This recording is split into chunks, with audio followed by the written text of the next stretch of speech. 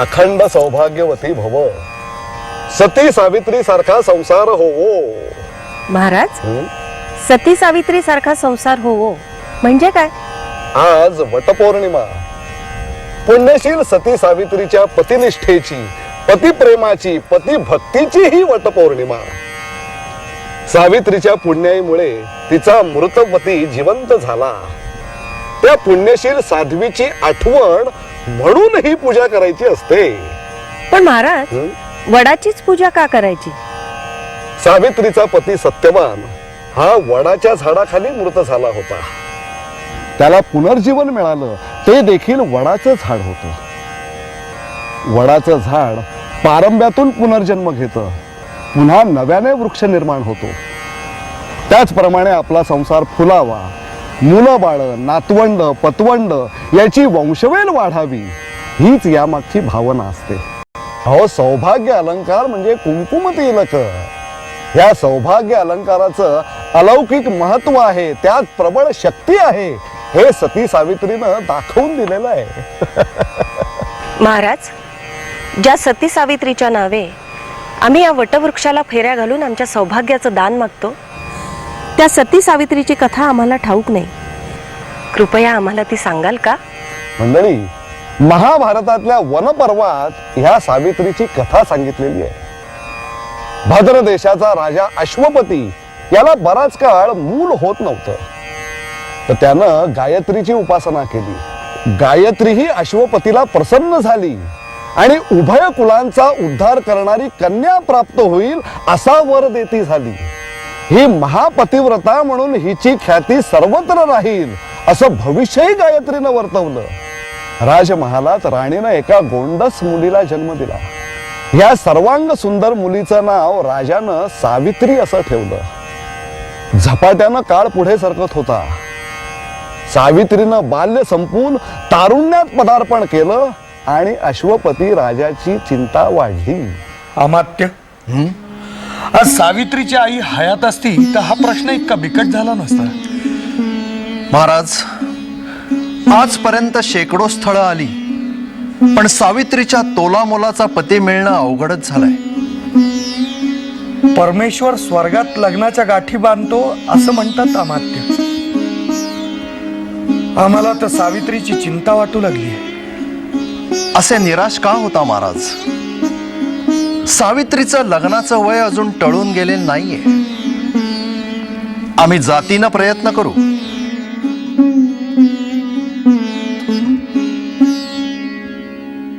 बाबा, बाबा तुम्ही बोलवलत मला? होय बाय, आम्ही अमात्यांशी तुझ्या विवाहाची चिंता बोलून दाखवत होतो. बाबा, तुम्ही अकारणच चिंता करता. अहो, जेव्हा योग असेल तेव्हा घडेल सर्व. हा योग केव्हा येणार सावित्री? अगं, वयात आलेल्या मुलीच्या विवाहाची चिंता तिच्या पित्यालाच समजते. ठीक आहे बाबा, तुमची चिंता मी दूर करते. मी स्वतः वर संशोधन करून मला योग्य तो वर शोधून काढते. हे योग्यच बोललीस सावित्री, पण तुला एकटीला हे सगळं जमेल?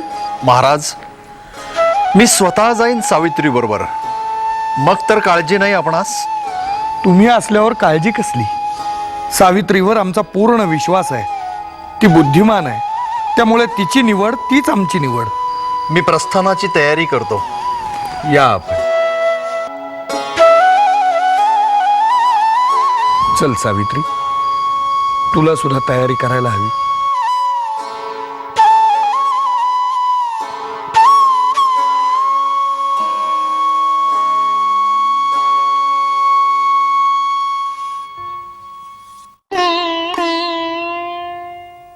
सांभाळून राहा. वेळोवेळी दूतांकडून खुशाली कळवा. बाबा, बाबा तुम्ही कोणतीही काळजी करू नका. महाराज, मी स्वतः आहे. सावित्रीची काळजी नको. मोहीम फत्ते करूनच आम्ही परत येऊ. छान, निघा तुम्ही. मजल दर मजल करत जा.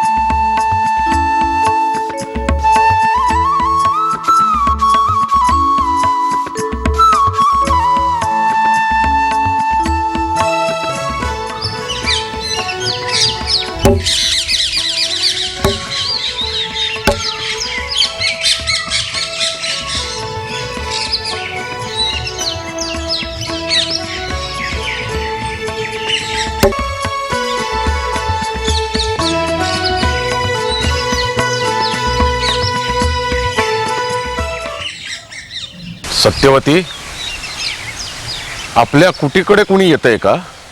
हो स्वामी, कुणी अनोळखी आहेत.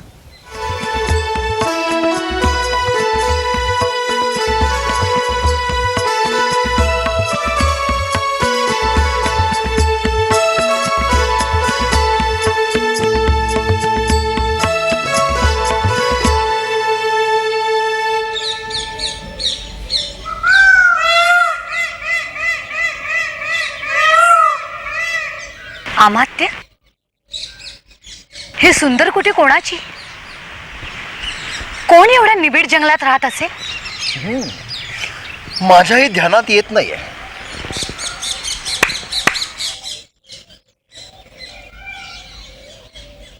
अहो साधक, ही कुठे कोणाची? कोण राहतं इथं? राजे द्युमतसेन राज्य भ्रष्ट झाल्यापासून या वनात वनवास भोगतायत. राजे द्युमतसेन? सावित्री, हे तर तुझ्या बाबांचे मित्र. त्यांचेवर असा प्रसंग यावा? महाराज, संकट कधी एकटी येत नाहीत. तशी राजेंना राज्य भ्रष्ट व्हावं लागलंच. त्यात त्यांची दृष्टीही गेली. इथं त्यांची वृद्ध पत्नी आणि मुलगा सत्यवान राहतात. सत्यवान रूपवान तर आहेच, त्याचबरोबर सच्छीलही आहे. आपल्या वृद्ध मात्या पित्याची सेवा तो अहोरात्रपणे करत असतो. तो स्वबळावर एके दिवशी गेलेलं साम्राज्य परत मिळवेल आणि या राज्यात सुख शांती नांदेल, याच आशेवर ही जनता या वनात वास्तव्य करू नये. अमात्य, द्युमतसेन महाराजांना भेटणं आपलं कर्तव्य आहे. त्यांची विचारपूस करूनच आपण पुढे जाणं योग्य ठरेल, नाही? अगदी माझ्या मनचं बोललीस. चल जाऊया. चला. या रे.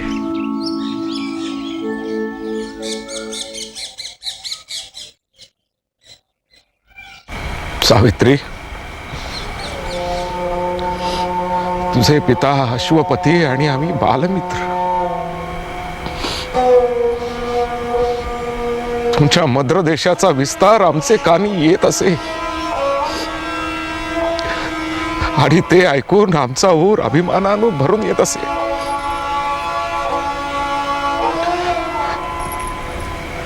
अश्वपती मुळातच धाडसी, पराक्रमी आणि राजनीतीचा अभ्यासक. यांना मी नेहमी सांगत असे, तुम्ही महाराज अश्वपतींचा सल्ला घ्या, त्यांची मदत घ्या. यांच्या सच्छील वृत्तीमुळे कुटील राजनीती करणाऱ्या राजकर्त्यांचं फावलं आणि आम्हाला मात्र राज्य गमवावं लागलं. असं का बोलता राजमाता आपण? सत्यवानाबद्दल आम्ही ऐकलं, तो स्वबळावर पुन्हा राज्य मिळवेल. तुमच्या नजरेला पुन्हा राजप्रसादाचं सुख देईल तो. आणि त्या सुखात आमचे हे डोळे आम्हाला पारखे झाले. अमात्य, त्या ईश्वर चरणी आमची एकच प्रार्थना आहे. त्यांनी आमचा हा वानप्रस्थाश्रम संपवून त्याच्या चरणी आम्हाला त्यानं स्थान द्यावं, बस. असं का म्हणता आपण? अद्याप तुमची जनता तुम्हाला पुन्हा सिंहासनावर बसलेलं बघण्यास डोळ्यात प्राण आणून वाट बघते. आता जे काय करेल ना, ते आमचा बाळ सत्यवानच. आमच्या सगळ्या आशा आकांक्षा आता त्यावर अवलंबून आहेत. पण त्याचं दुर्दैव बघा ना, ज्या वयात राजसिंहासनावर बसायचं त्या वयात त्याच्या नशिबी आलाय आमच्या बरोबर हा वनवास. सत्यवान आहे तरी कुठे? तो जंगलात गेलाय, लाकडं आणायला आणि कंदमुळं पण घेऊन येणार आहे.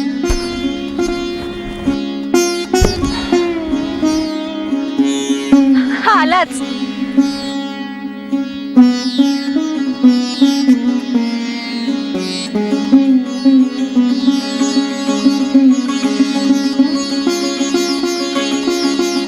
आई, बाबा, आपल्याकडे कोणी पाहुणे आलेत का?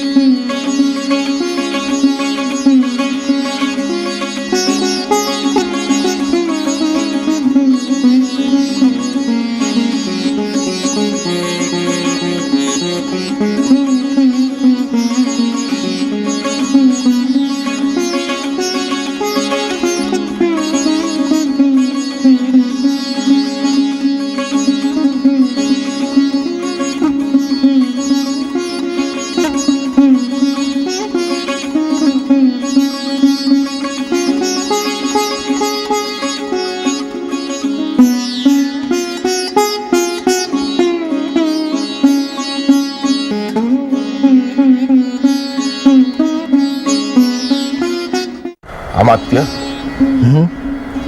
2 दिवस आपण इथे राहिलात, त्या निमित्ताने सावित्रीचा सहवास लाभला, जुने आप्त भेटल्याचा आनंद झाला. आता महाराजांना आपल्या भेटीची बातमी सांगतो. त्यांना घेऊन आपल्या भेटीस येईन. तसा योग आला तर उत्तमच होईल. अहो, ईश्वराच्या मनात असतं तसंच घडतं. आता आपला निरोप घेतो. लवकरच परतण्याचं आश्वासन देतो. या.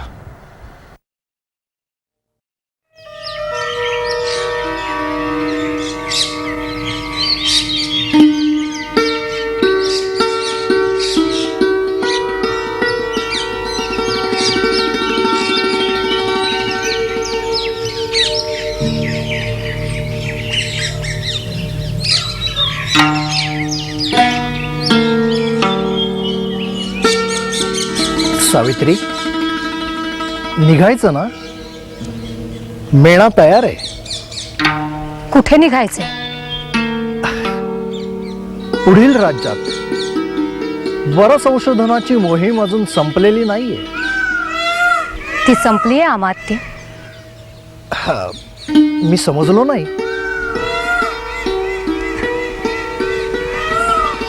मी निर्णय घेतलाय अमात्य, सत्यवानाशी विवाह करण्याचा. सत्यवानाशी?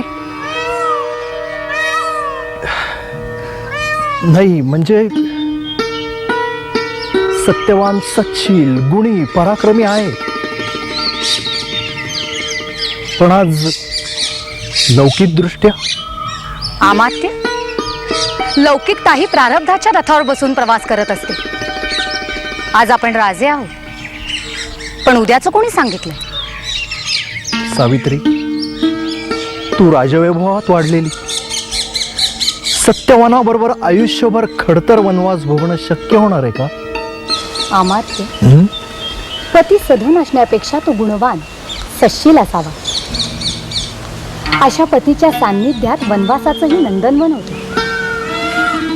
परंतु दुर्गुणी किंवा गुणहीन पतीच्या सहवासात नंदनवनाचा नरक होतो. अमात्य, सत्यवान गुणवान आहे आणि म्हणूनच त्यांना वळण्याचा निश्चय मी केलाय. नारायण नारायण. आपण अगदी योग्य वेळी आलात मुनिवर. सावित्री, तुझ्याशी काही बोलण्यासाठी मी येथे आलो आहे. मुनिवर, मी आपणासाठी दुग्धपानाची व्यवस्था करतो. नारायण. बाळ सावित्री, हा तुझा निर्णय पक्का आहे. अन्यथा सत्यवानापेक्षाही अधिक चांगलं स्थळ मी तुला सुचवू शकतो. मुनिवर, भारतीय स्त्री ही आयुष्यात एकाच पुरुषाला मनानं पती म्हणून वरते. तसं मी सत्यवानाला वरलंय. सावित्री, सत्यवान अत्यंत गुणी आहे, तुझ्यासाठी योग्य आहे, पण हा तुझा निर्णय तुझ्यासाठी घात करू शकतो. म्हणजे? बाळ, तू ज्या सत्यवानाला पती म्हणून निवडला आहेस तो अल्पायुष्य आहे. बरोबर आजपासून 1 वर्षानं तो मृत्यू पावेल. तू स्वतःच दुःखाच्या खाईत का प्रवेश करतेस? जन्माला येणारा प्रत्येक जीव हा मृत्यू सोबत घेऊन येत असतो. माझ्या नशिबी कदाचित 1 वर्षाचंच सौभाग्य असेल.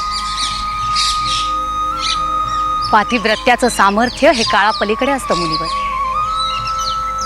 आपण मला माझ्या अल्प सौभाग्याची आधीच कल्पना दिली, हे चांगलं झालं.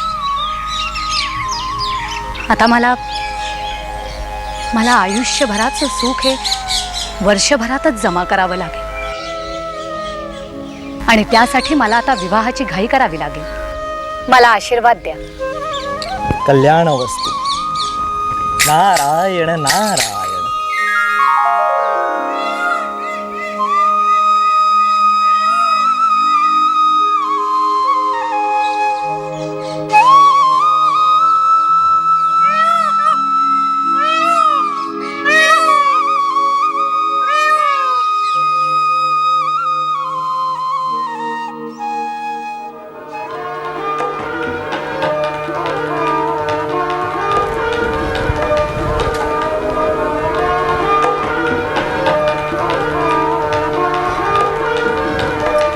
आली का मुलं? हो, आत्ताच येत आहे. कुठे आहेत? सावित्री, आपला सत्यवान. या रे बाळा, या बाबा. माझं ओवाळतीयस ना? ओवाळ.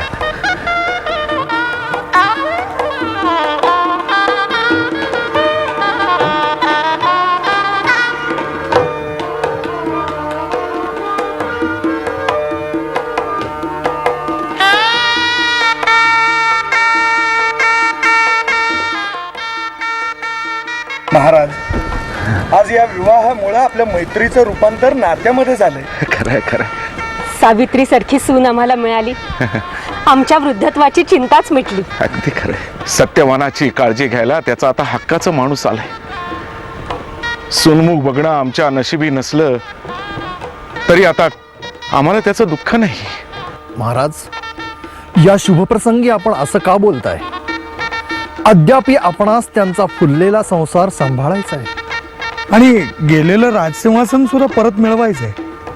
आमची खात्री आहे सत्यवान हे कार्य नक्कीच करतील. आम्ही आहोत त्यांच्या पाठीशी. ईश्वर आपल्या शब्दांना बळ देव आणि तसंच घडव. बाबा, नमस्कार करतो. सुखाने संसार करा आणि काळावर विजय मिळवा. आई, अखंड सौभाग्यवती भव. आयुष्यमान भव, दीर्घायुषी भव. यशस्वी भव, सुखी भव. तू ज्या सत्यवानाला पती म्हणून निवडला आहेस तो अल्पायुषी आहे. बरोबर आजपासून 1 वर्षाने तो मृत्यू पावेल. तू स्वतः दुःखाच्या खाली का प्रवेश करते? अगं, कसला विचार करतेस? आपणा सर्वांचे आशीर्वाद मी यशस्वी करेन. अर्ध भार्या मनुष्यस्य भार्या श्रेष्ठतम सखा भार्या मूलम त्रिवर्गस्य भार्या मूलम तरिष्यतः. माता भगिनींनो, महाभारतातल्या वनपर्वात सांगितलंय अर्ध भार्या मनुष्यस्य म्हणजे पत्नी हे पुरुषाचं अर्ध अंगच आहे. भार्या हीच सर्वोत्तम मित्र आहे. धर्म अर्थ काम मोक्ष याला नेणारी ही भार्याच असते. संसार तरुण जाण्याची इच्छा करणाऱ्या पुरुषाचं मुख्य साधन हे स्त्रीच आहे. बरं का मंडळी, स्त्री आणि पुरुष हे एकमेकांवाचून अपूर्णच आहेत बरं का. सावित्रीला ह्या वचनाची पूर्ण कल्पना होती. लग्न झाल्यानंतर सावित्रीने मनोभावे ईश्वर साधना सुरू केली. इतकी सालस, सुशील, सुस्वरूप पत्नी मिळाल्यानं सत्यवान स्वतःला नशीबवान समजत होता. राजमाता आणि द्युमत्सेन कृतकृत्य झाले होते. आपल्या सासू सासऱ्यांचे क्लेश कसे कमी होतील यासाठी सावित्री अहोरात्र झटत होती. वैभवात वाढलेली सावित्री वनवासातही खरोखरीच नंदनवनाचा आनंद उपभोगत होती. आपला पती अल्पायुषी आहे हे ठाऊक असताना देखील दुःख गिळून हसत मुखाने संसार करत होती.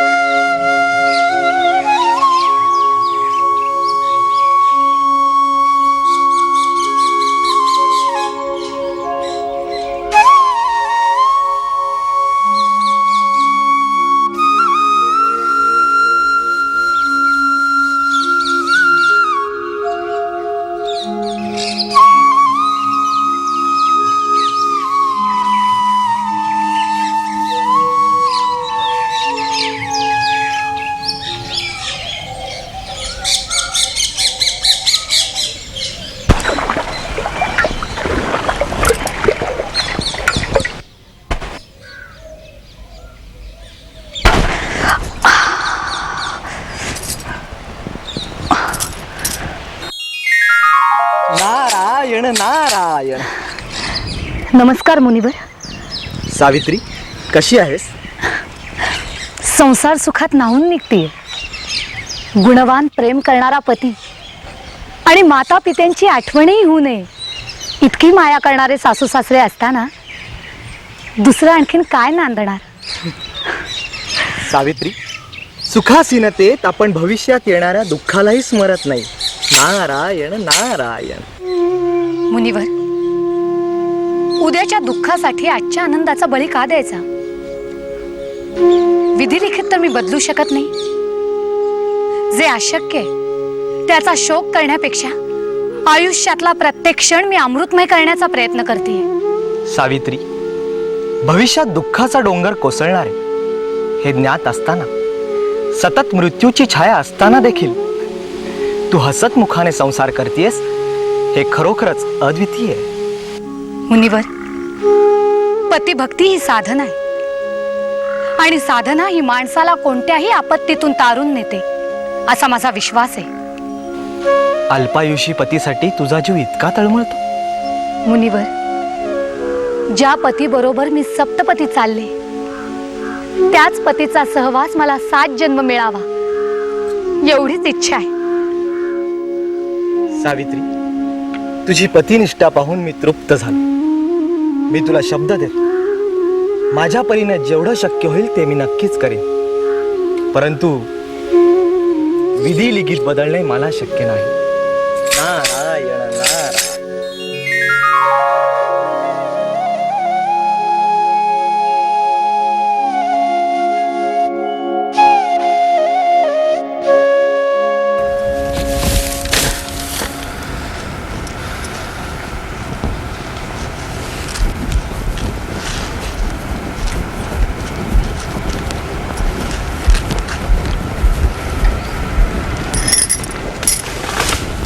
आई, बाबा, नमस्कार करतो. आयुष्यमान बाबा. सावित्री कुठे बाहेर गेली आहे का? तिला कुठली उसंत? घरातलं सगळं करून पाणी आणायला गेली आहे ती. आपल्यामुळे त्या पोरीच्या नशिबाला वनवास आलाय. फार कष्ट पडतात तिला. अगदी खरं आहे बाबा. मी तिला मदत करावी म्हणतो तर ती मला तसं करून देत नाही. मला फार वाईट वाटतं. इतक्या सुखात लाडात वाढलेली ती, पण इथे मात्र तिला कष्टमय जीवन जगावं लागतंय. ज्याला तुम्ही कष्ट म्हणता ना, तेच स्त्रीचं खरं सुख असतं. आपल्या कुटुंबाचं करण्यातच स्त्रीला धन्यता मिळते. त्यात कसली धन्यता ग आई? पती म्हणून मी तिला कोणतंही ऐहिक सुख देऊ शकत नाही. मला तर वाटतं तो सल सावित्री आपल्यापासून लपवते. कधी कधी अचानक खिन्न होते ती. अगदी स्वाभाविक आहे अरे ते. आपणही ऐश्वर्य भोगलाय आणि आता हे असं वनवासी जीणं आणि कधीही न केलेले कष्ट उपसायला लागणं, त्याच्या यातना कशा असतात तुला माहितीये. आपलं दुःख तिला कधी ना कधीतरी जाणवणारच रे. ते का नाही आता बाबा? मी ठाम निश्चय केलाय, आपलं गेलेलं वैभव मी परत मिळवणारच. आणि त्यासाठी इतर राजे मला मदत करतील नक्कीच. बाळा, वेळ येताच ते घडेलच. पण असा आतताईपणा करून काहीही उपयोग नाही. शौर्य संयमानं शोभतं, यशस्वी होतं. सावित्रीच्या पायगुणाने पुन्हा सुखाचे दिवस नक्की येतील, मला खात्री आहे.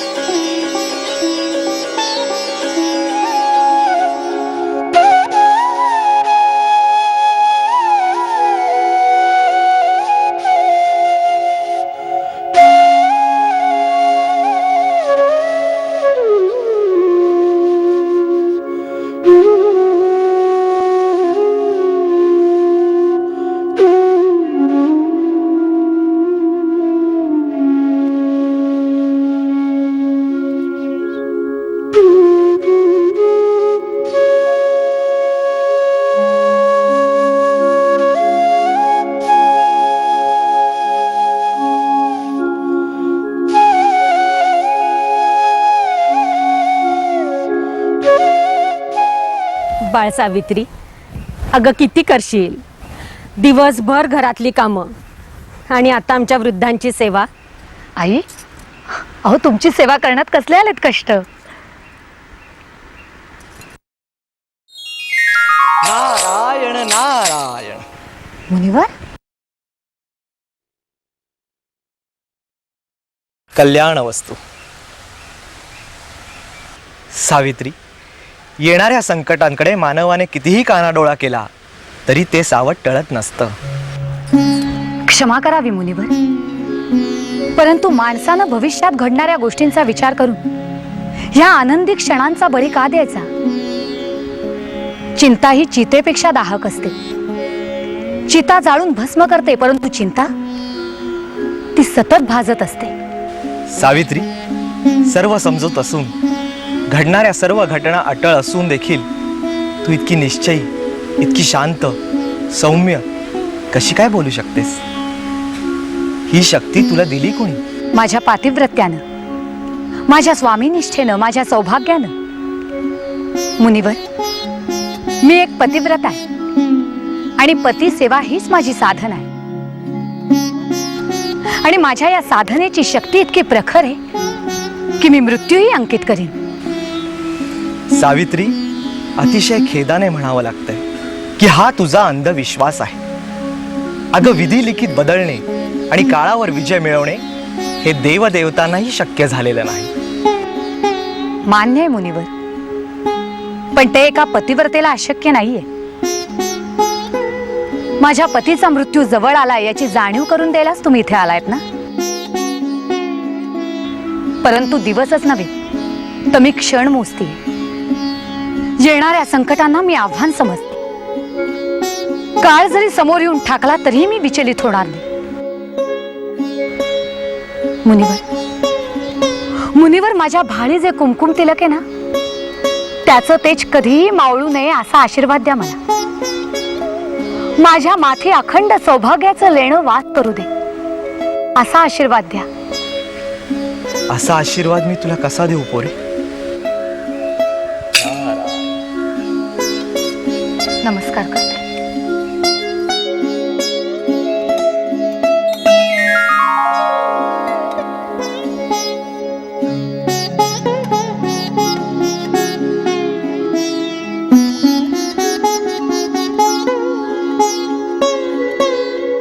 बाळ सावित्री, मध्येच थांबली का होती?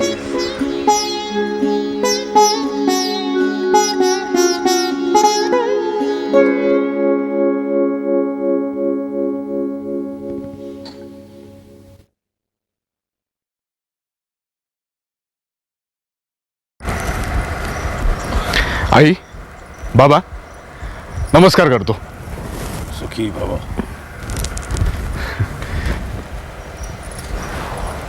माझी कुऱ्हाड कुठे आहे?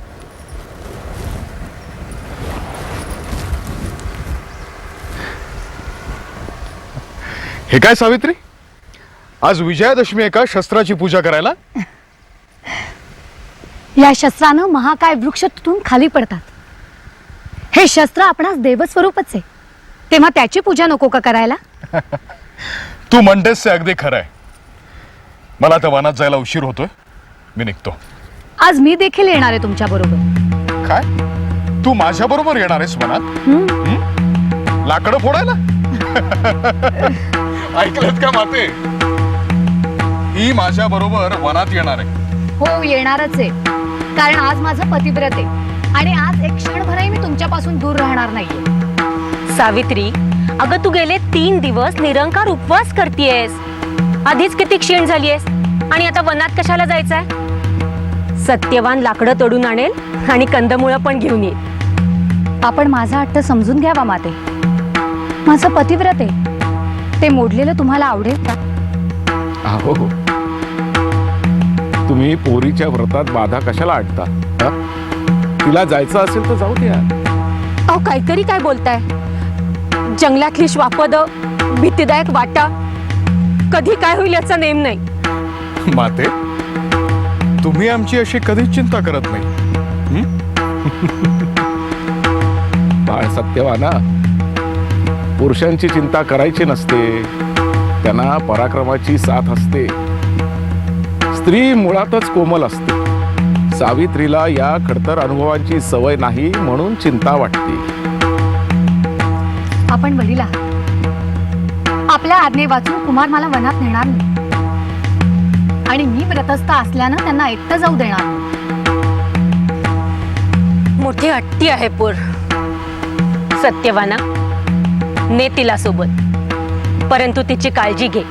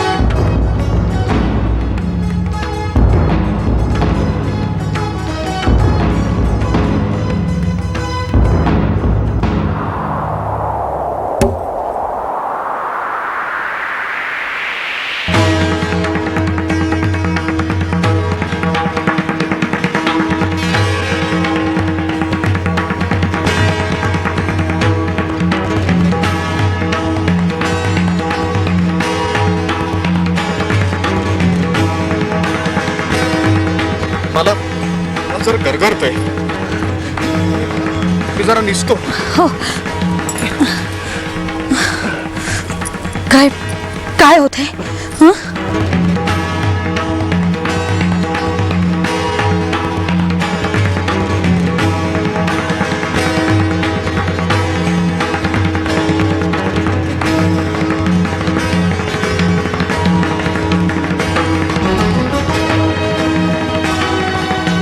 काय काय होतंय आपल्याला? काय होतंय?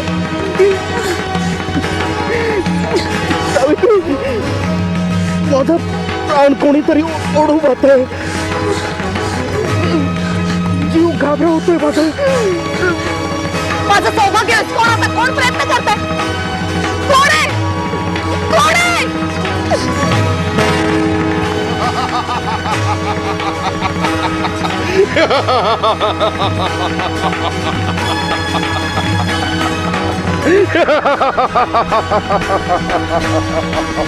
देवाधिदेव यमराज, माझ्या सौभाग्यावर का घाला घालताय? मी माझे प्राण देते, पण माझ्या पतीच्या मृत्यूनं माझ्या वृद्ध सासू सासऱ्यांना किती बरं क्लेश होईल. मला सत्यवानाचे प्राण न्यावेच लागतील.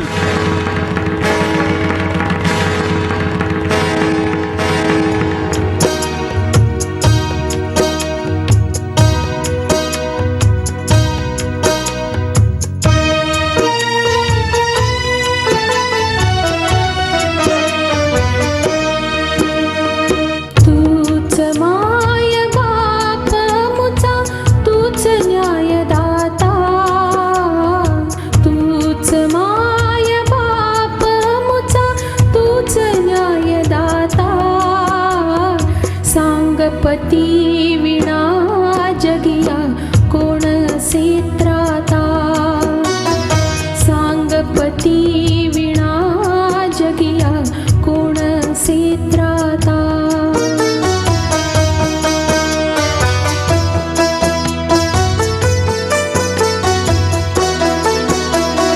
सप्तपदीत लाभले स्वर्ग सात देखणे. काय रंगण्याधीच हे स्वप्नशिल्प भंगणे. सप्तपदीत लाभले स्वर्ग सात देखणे. काय रंगण्याधीच हे स्वप्नशिल्प भंगणे. का हो अमृताची वेल पायदळी तुडविता. का हो अमृताची वेल पायदळी तुडविता. सांगपती विना जगिया कोण सेत्राता. सांगपती विना जगिया कोण सेत्राता.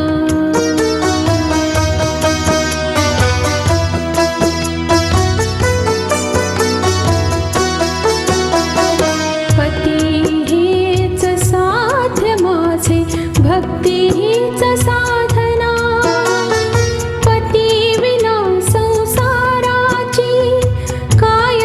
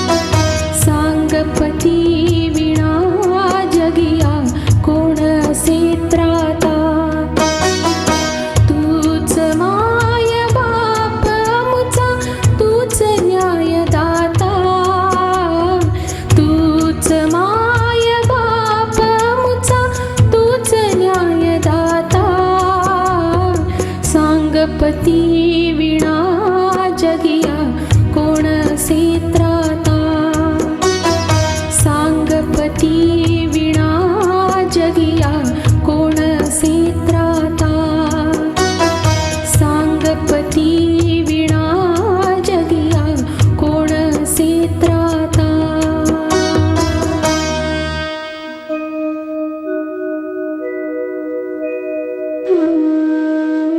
सावित्री, अशी माझ्या मागे तू कुठपर्यंत येणार आहेस? झाडाखाली तुझ्या पतीचा मृतदेह पडलेला आहे. जा, मागे फिर, त्याचे अंत्यसंस्कार कर. जा तू. हे देवेश्वरा, माझ्या पतीचे ज्योतिरूप प्राण आपल्या पाशात अडकले आहे आणि भारतीय स्त्रीचा प्राण हा तिचा पतीच असतो. आपण विश्वपिता आहात. माझे प्राण काढून मला वैधव्याच्या खाईत लोटून आणखीन कोणत्याही यातना सोसण्यासाठी मला परत पाठवत आहात. सावित्री, प्रत्येक प्राणी मात्राचं आयुष्य संपलं की त्याचे प्राण घेऊन जाणं हे माझं कर्तव्य आहे आणि माझ्या कर्तव्यात कसूर होणं शक्य नाही. आपल्या कर्तव्यात कसूर होणे म्हणजे विश्वाची उत्पत्ती, स्थिती आणि लय यांचा तोल जाणे आहे देवेश्वरा. परंतु मी एक भारतीय पतिव्रता आहे. पतीच्या पावलावर पाऊल ठेवून चालावे असा आपला सनातन धर्मच सांगतो ना. मग जिथे माझे पती तिथे मी जाणारच. परंतु माझ्या पतीचे प्राण आपल्या पाशात अडकले आणि आपण मला जिथे जायला सांगताय ते त्याचं कलेवर आहे. मग ज्या शरीरात प्राण ज्योत तेवत नाही त्या शरीराला मी माझा पती कसा मानू? सावित्री, तू चतुर आहेस. तुझ्या मधुर शब्दवाणीनं मी मोहित झालोय. मी तुझ्यावर प्रसन्न आहे. पण तरी एक, आपल्या पतीच्या प्राणांची अपेक्षा न ठेवता तू काहीही माग. मी तुला 3 वर देतो, ज्यायोगे तुझा भविष्यकाळ सुखाचा जाईल. हे देवेश्वरा, यमराजा, आपण दिलेल्या वरांमुळे मी मला आलेला वैधव्याचा कलंक थोडा शिथिल करण्याचा यत्न करीन. देवेश्वरा, माझे पिता यांना पुत्रसुख नाहीये. राज्याला वारस नाही म्हणून ते दुःखी आहेत. कृपया त्यांचं दुःख कमी करावं. तथास्तु. माझे सासरे अंध आहेत. त्यांना दृष्टी द्यावी. तथास्तु. माग, आणखी एक वर माग. हे तीर्थ स्वरूपा, पिता स्वरूपा यमराजा, माझे सासरे राज्य भ्रष्ट होऊन अनेक वर्ष वनवास भोगत आहेत. त्यांनी अनेक क्लेश सोसले आहेत. तेव्हा त्यांना सिंहासनावर परत बसवून मांडीवर नातवंड खेळवायची आत्यंतिक इच्छा आहे. कृपया तेवढी त्यांची इच्छा पूर्ण व्हावी. तथास्तु.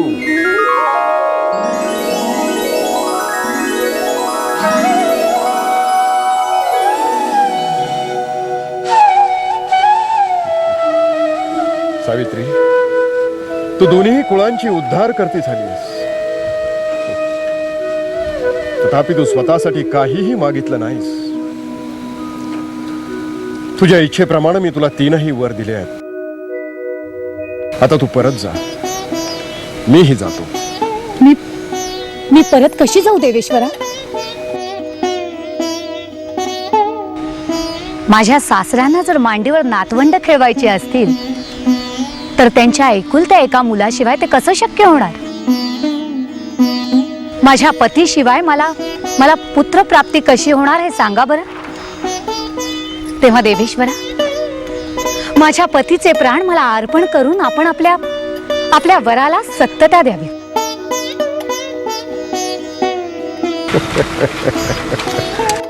सावित्री, स्त्री केवळ पतिव्रता असून उपयोगी नाही, तर ती चतुर आणि प्रसंगी धाडसीही असावी लागते हे तू सिद्ध करून दाखवलंयस. सावित्री, यमपाशातून पतीचे प्राण परत मिळवणं आजपर्यंत कुणालाही शक्य झालं नाही. तू ते करून दाखवलंय. तुझ्या चातुर्यानं तू काळावरही मात केलीयस. मी तुझ्यावर प्रसन्न आहे. चल, मी तुझ्या पतीला पुन्हा जिवंत करून दे.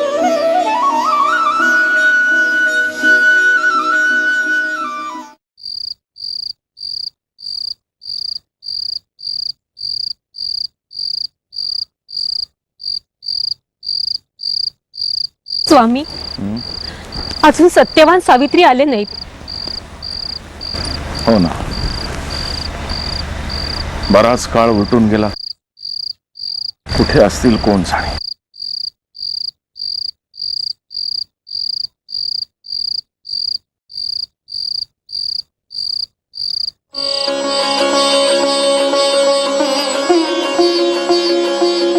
सत्यवती, सत्यवती, स्वामी, आम्हाला सगळं दिसतंय. स्वामी, खरंच स्वामी, तुम्ही हे खरंच सांगताय? खरंच सांगतोय. हे जमीन, आकाश, झाडं, फुलं, वेली सगळं सगळं आम्हाला दिसतंय. सत्यवती, आम्हाला सगळं दिसतंय. आम्ही सगळं पाहू शकतोय. सत्यवती, खरंच सगळं सगळं आसमंत आम्ही पाहू शकतोय. स्वामी, तुम्ही आता सावित्रीला बघणार. स्वामी, खरंच मी माझ्या सत्यवान आणि सावित्रीला पाहू शकणार. परमेश्वरा,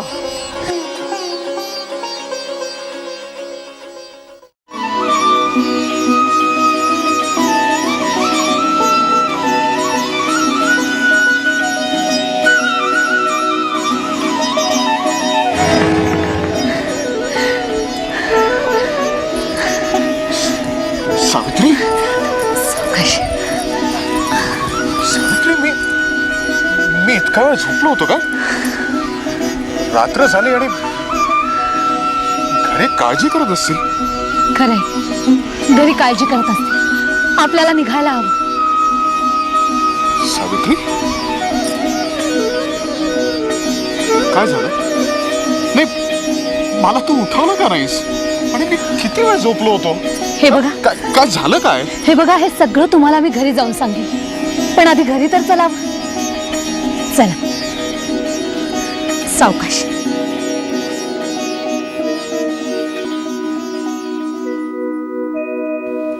सावित्री, आज तुझ्यामुळे मी फक्त हे सगळं जग पुन्हा पाहू शकतो.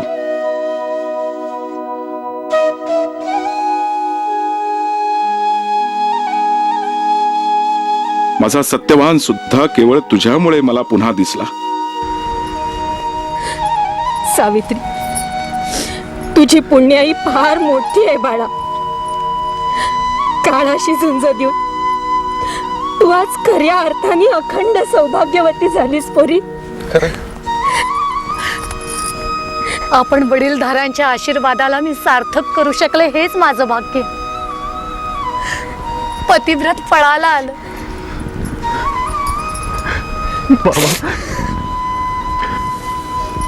सावित्री नसती तर माझी ही लोकीची यात्रा संपलीच होती म्हणायचं. असं का म्हणता आपण? पतिव्रतेच्या भाळचं कुंकू हिरावून घेणं काळालाही शक्य नाहीये. तुमच्यासारखा पती मला 7 जन्म मिळो, हीच माझी ईश्वर चरणी प्रार्थना.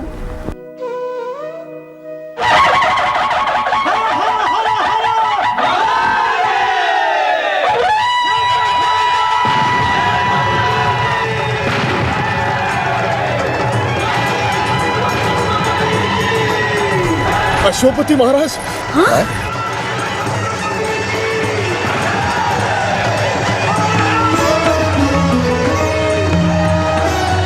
नमस्कार.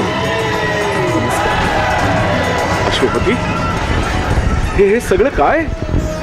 महाराज, महाराज, आपण पाहू शकता महाराज. होय अश्वपती, मी पुन्हा पाहू शकतो. माझ्या या सावित्रीमुळे माझी गेलेली दृष्टी मला पुन्हा प्राप्त झाली. तर हे सगळं काय? ही मिरवणूक कसली हे आपल्या राज्याची प्रजा आहे महाराज. म्हणजे आपल्याला सन्मानानं पुन्हा राज्यात परत न्यायला आली महाराज. आपलं राजसिंहासन आपली प्रतीक्षा करताय महाराज. अश्वपती खरं सांगताय?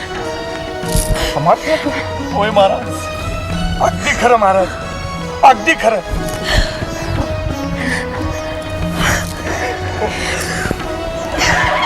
आपण हा राजवेश परिधान करावा आणि अंबारीत बसून पुन्हा सर्वजण राज्यात चालावं महाराज. आपल्या राज्याचं स्वामित्व आपण सांभाळावं महाराज. पातिव्रत्याचं तेज हे सूर्यापेक्षाही प्रखर असतं. कालचक्र उलट फिरवण्याची शक्ती त्यात असते. काळावर विजय मिळवणाऱ्या सावित्रीनं पतिकुलाचा उद्धार तर केलाच, पण त्याचप्रमाणे पितृकुलाचाही उद्धार केला. जी जन्म देते, जोपासते, उद्धारते तीच जगन्माता. म्हणूनच आपल्याकडे स्त्रीला जननी असं म्हणतात. बरं, पण महाराज, वटपौर्णिमेला वडाला दोरा का गुंडाळतात? हे बंधन आहे जे पुनर्जीवनाचं मूर्तिमंत उदाहरण आहे. त्या वटराजाला सुहासिनी 7 जन्माचं बंधन घालतात आणि 7 जन्म हाच पती लाभू देच असा आशीर्वाद मागतात. सावित्रीचं तेज, बल, निष्ठा आणि निश्चयी पतिप्रेम आपणामध्येही बाणावं असा वसा मागतात. म्हणूनच ज्येष्ठ महिन्यातल्या वटपौर्णिमेचं महात्म्य बहुथोर आहे. जी पुण्यवान सुलक्षणा सौभाग्यवती आज मनोभावे या वटराजाची पूजा करील, तिच्या सर्व मनोकामना पूर्ण होतील आणि तिला या वटराजात सत्यवान सावित्रीचं दर्शन घडेल. सती सावित्रीचं तेज तुम्हालाही प्राप्त हो. तुम्ही मनोभावे या वटराजाला वंदन करा आणि सत्यवान सावित्रीचा आशीर्वाद घ्या. वडाभोवती ग गोफ आज प्राणांचा गुंफते. वडाभोवती ग गोफ आज प्राणांचा गुंफते. 7 जन्मियाचं सौभाग्याची संगत मागते. वडाभोवती ग गोफ आज प्राणांचा गुंफते. 7 जन्मियाचं सौभाग्याची संगत मागते.